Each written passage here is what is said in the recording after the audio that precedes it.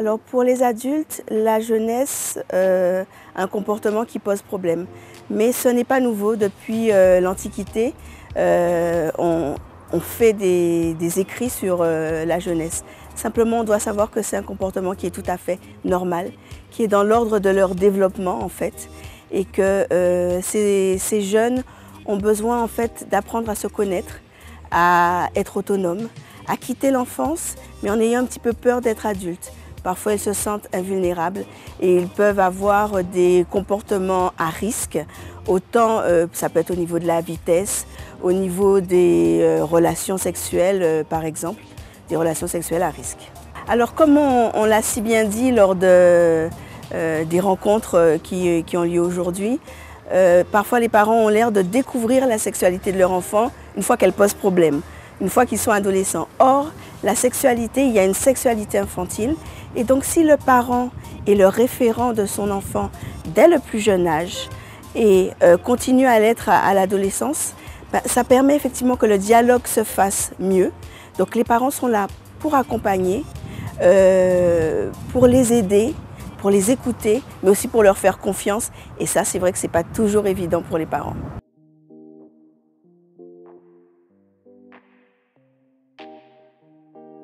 Il est vrai que le professionnel apprend différentes techniques pour pouvoir avoir des entretiens avec les adolescents. Et parfois, il est vrai que face à certaines questions, on est toujours obligé de se repositionner, d'adapter les différentes techniques, de jongler entre nos différentes façons de faire, d'approche en fonction de ce qui se joue dans chaque entretien. Parfois, le professionnel se trouve démuni. Donc c'est important de savoir se l'avouer. Je ne sais pas. Ou alors lui dire également, ta question, elle me laisse un petit peu en réflexion.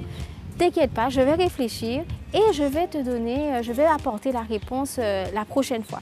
Ce n'est pas capituler, ce n'est pas être moins bien professionnel ou moins bon professionnel, mais c'est important. C'est important de pouvoir être à l'écoute et s'adapter constamment aux difficultés et aux problématiques. Le professionnel en éducation pour la santé a plusieurs champs d'action. Il doit savoir être celui qui va donner les informations, donc transmettre des choses techniques, spécifiques pour apporter des connaissances, mais aussi savoir être celui qui va rassurer, va permettre à la personne qui est en face d'améliorer son estime d'elle-même, d'améliorer sa façon de voir et le faire grandir dans ses attitudes, le faire grandir dans ce qu'il est. Donc, un professionnel en éducation pour la santé est une personne qui a beaucoup de capacités parce qu'il apprend à aider l'autre et l'entretien d'aide est vraiment là pour ça.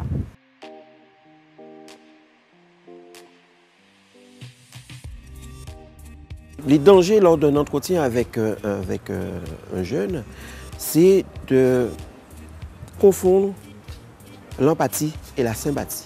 L'empathie permet de se mettre dans la place de ce jeune-là quand il vous parle, mais permet également d'avoir cette distance par rapport non seulement au jeune, mais par rapport à ce qu'il vous dit. Vous êtes là pour l'aider, pour l'écouter, l'aider et trouver les meilleurs moyens pour quelque part trouver les meilleures solutions possibles et adaptées face aux problèmes qu'il évoque. Mais quand on rentre dans la sympathie en disant oui, je te comprends, ah mais c'est dur, c'est machin. Non, on sort de notre rôle, on sort du rôle de professionnel et à ce moment-là, on ne peut pas justement accompagner correctement. Et la deuxième chose aussi, c'est ça risque de permettre je dis jeune, mais ça peut être aussi un adulte, hein, à cette personne-là de faire un transfert sur vous. D'accord ? Ça permet aussi, lorsque on rentre trop dans cette sympathie, le risque c'est de se faire manipuler, que la personne vous raconte tout et n'importe quoi, et que dans le lot des propos échangés, vous ne savez pas, ben finalement, le problème c'est quoi?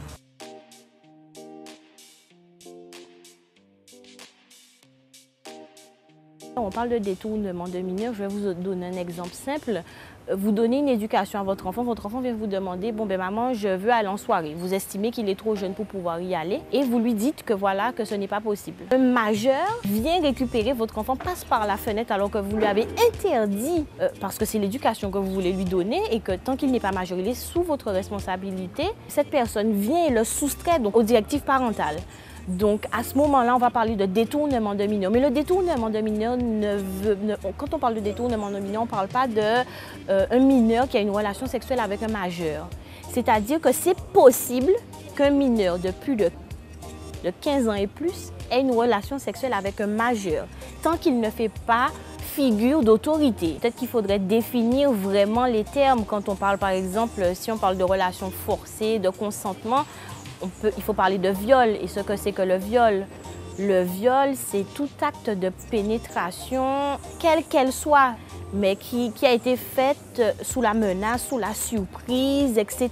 et de manière forcée. Ça veut dire que vous n'avez pas donné votre consentement. Et c'est pour ça que le législateur a mis la majorité sexuelle à 15 ans, puisqu'il estime qu'en deçà de 15 ans, vous n'avez pas la possibilité de donner un consentement éclairé sur ce et mesurer surtout les conséquences de ce que vous allez faire. Si vous êtes majeur et que vous avez une relation sexuelle avec une jeune personne de moins de 15 ans, on considérera automatiquement que c'est un viol.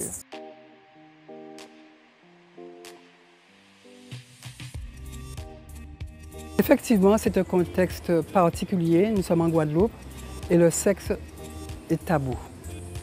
C'est-à-dire que tout le monde parle de sexe sur tous les médias.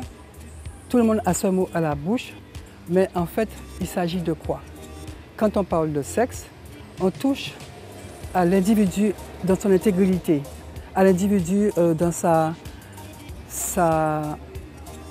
je dirais pas religiosité, je dirais dans sa, excusez-moi de chercher le terme, dans son être. Parce qu'en fait, en Guadeloupe surtout, il y a des codes établis, ou du moins qui sont en train d'être bouleversés, mais il faudrait au moins 2 générations pour que nous soyons tous à même de comprendre ce que veut dire sexualité, et notamment la sexualité chez les jeunes. Alors, les mineurs, si on tient compte du comportement des parents, n'ont pas droit à la sexualité.